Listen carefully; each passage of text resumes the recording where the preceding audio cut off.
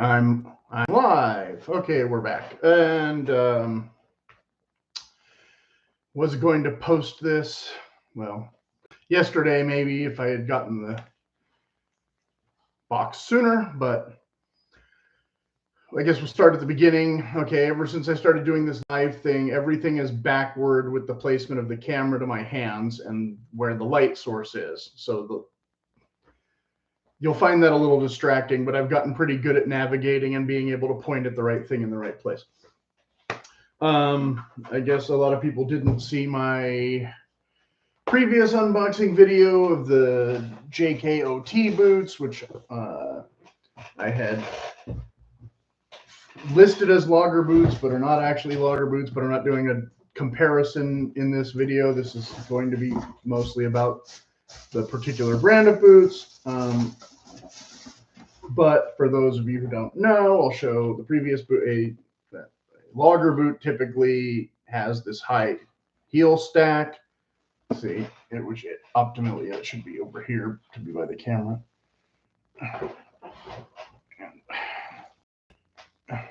Okay, so this extra wedge thing with the, so this is a Nick's boot. I did a video about this already. If you haven't watched it, I've not had a chance to wear these all that much. The new, not expecting till July, so I thought I was going to have plenty underfoot. This is a standard regular boot toe, right? This looks like a typical service combat style army boot or whatever. Lace to toe is slightly different, so I brought in the less expensive version of the logger boots, which is the Georgia brand, which now you can see there's some extra lacing here. I don't know that the Nick's boots, the lacing is going to go quite this far down the vamp. And another logger thing is this kind of kilty thing. These are definitely not the same quality leather of the thick ones. But here we have the heel stack. But for those of you who don't know, these boots will have a typically flat insole and not a bunch of arch support, customary to the Pacific Northwest ones, where if I can get it to show correctly, you can see all that extra kind of roll. Can you see kind of where it's, I really don't know why the camera does this now, but, well, I don't know if you can really tell, but you can see how flat that looks, right? Like compared to, maybe you can see where the Vibram logo is kind of curved. Okay, that's what we're talking about. In order to get that much arch support inside, you have to have a higher heel stack, but logger boots, again, traditionally come with a higher heel stack anyway. So you can see that's a higher heel stack compared to, well, let's say a combat boot.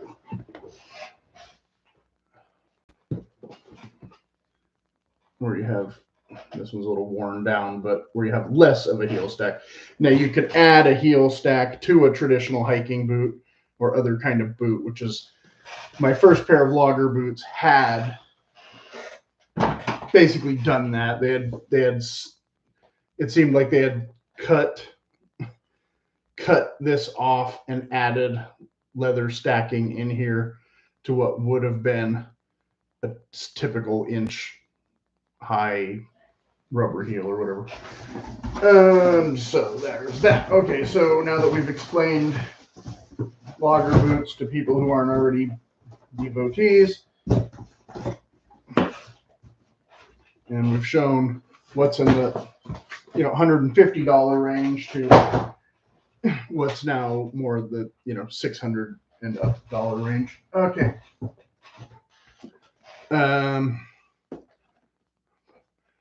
They come typically with speed hooks in the stock models, so I might as well point that out. Again, this, you can see this is a much thicker leather.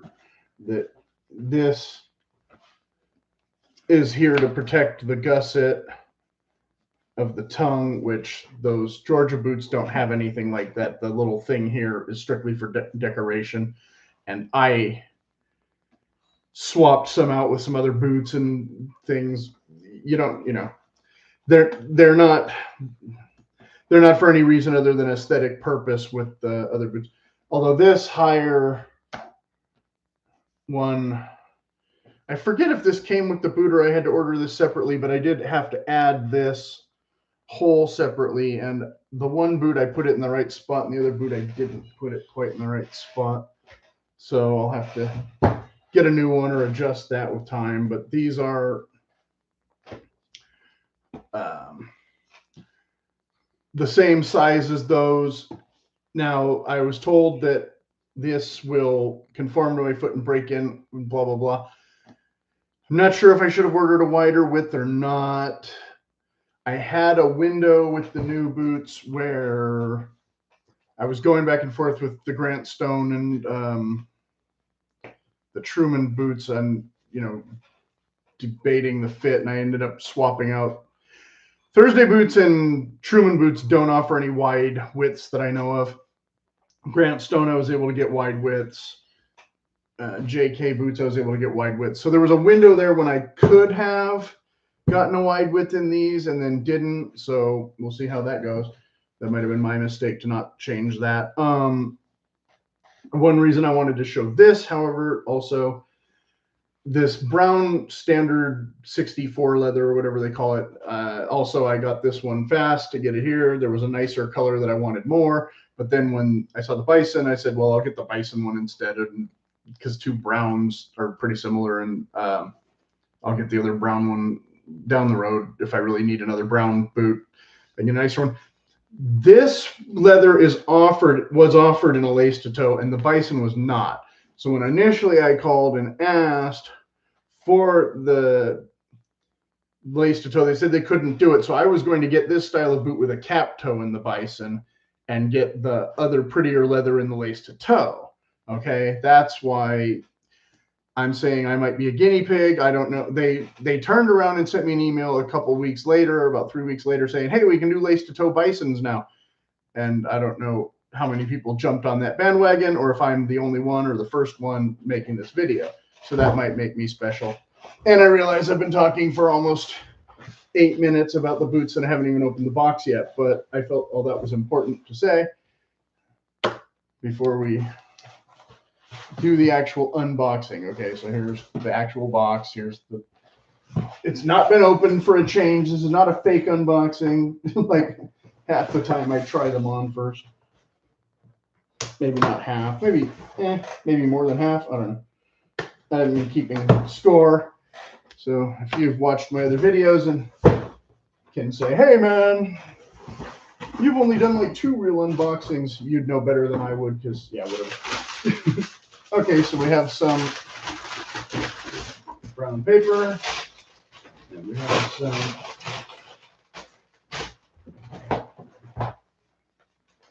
okay, so just to be consistent here, like I said, I don't know how much lace to toe these are going to be compared to these.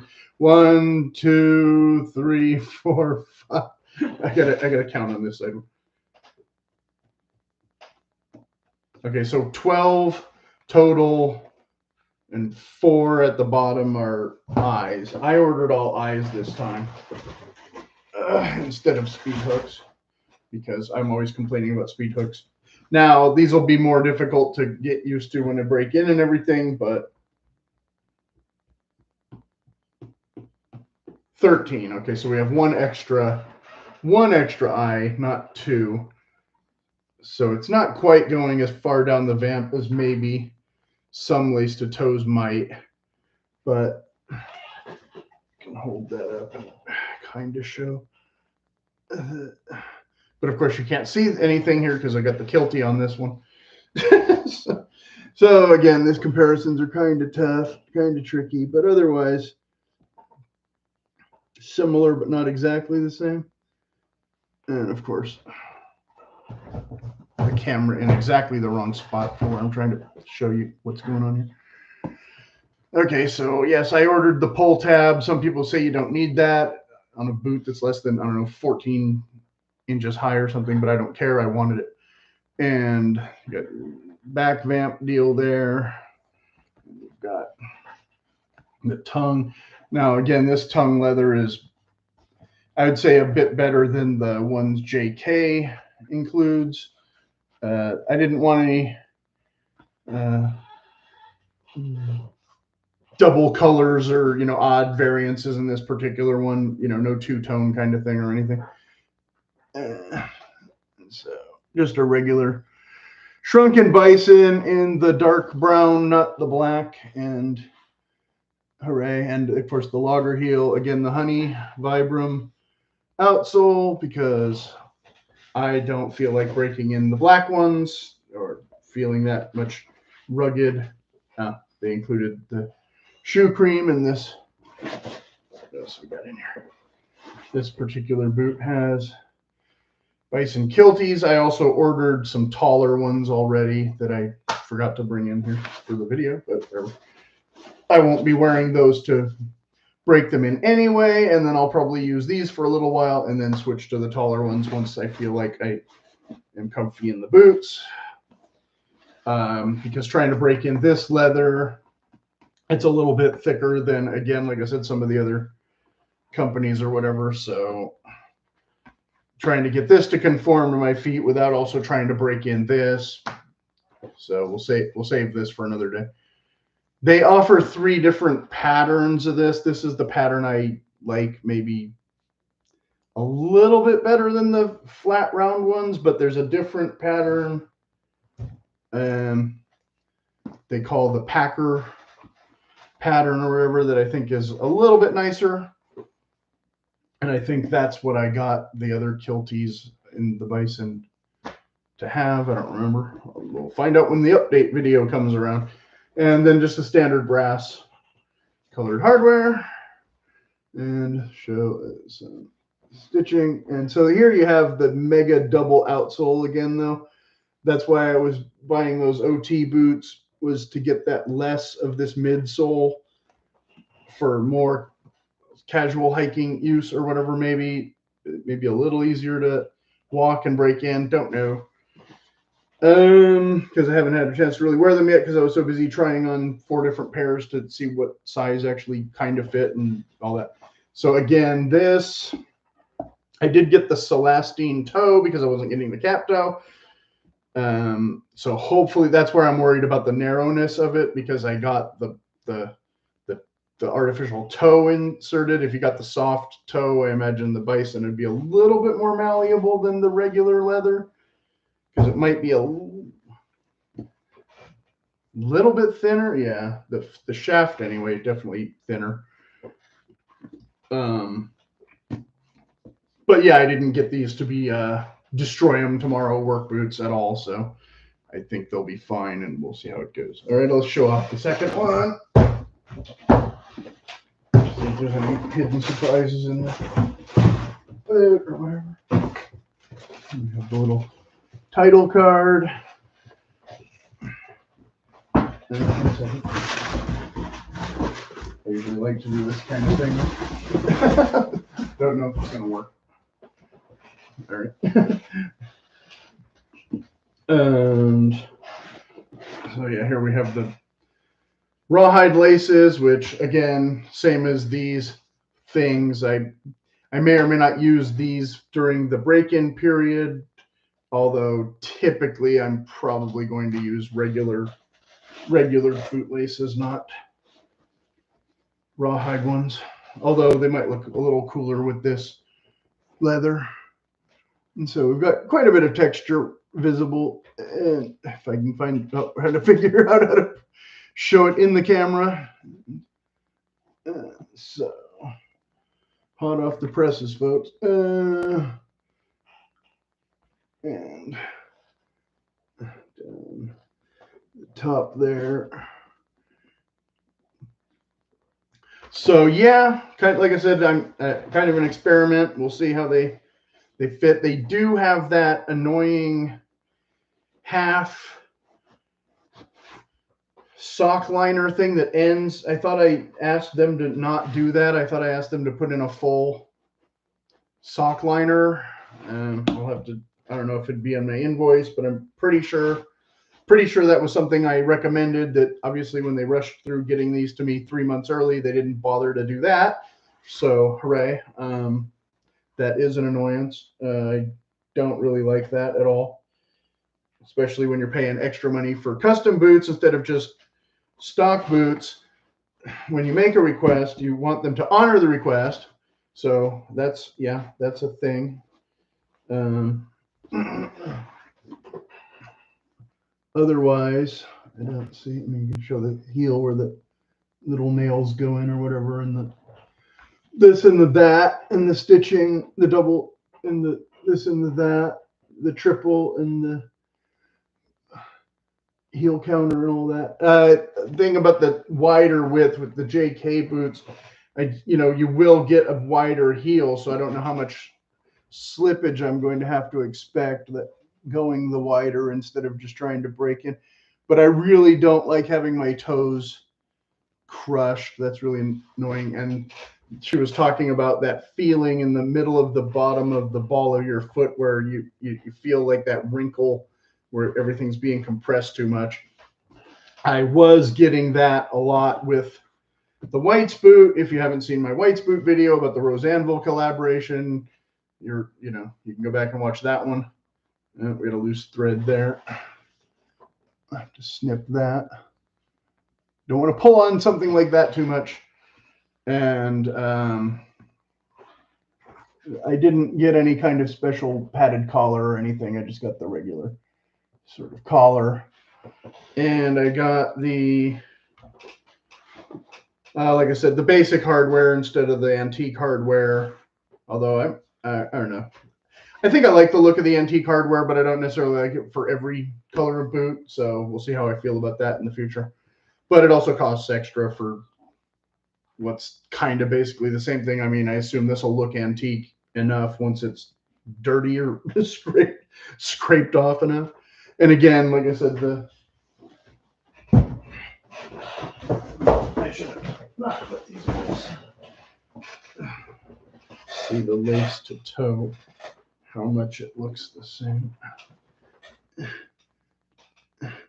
So you've got a little bit longer of a toe, a little less round of a toe, and a less narrow of a toe. This is not the steel toe one. I did a video about that too. The Georgia boots.